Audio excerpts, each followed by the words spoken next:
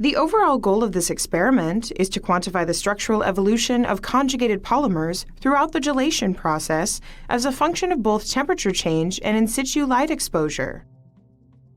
This method can help provide answers to key questions in the behavior of conjugated polymers. It provides insight into the importance of the presence of an exciton on their structure and assembly. The main advantage of this technique is that it allows unobtrusive and non-destructive analysis of the polymer length scales relevant to the structures formed during the conjugated polymer gelation process.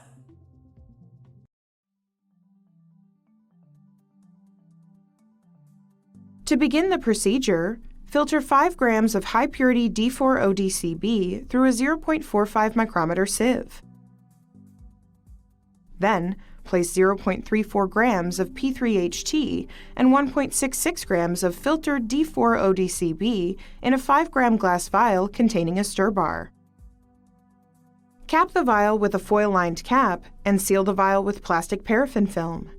Wrap the vial in aluminum foil to completely exclude light. It is critical to minimize the light exposure that the sample receives from ambient lighting, such as fluorescent room lights. Samples should not be left on bench tops or in staging areas without sufficient shielding from illumination.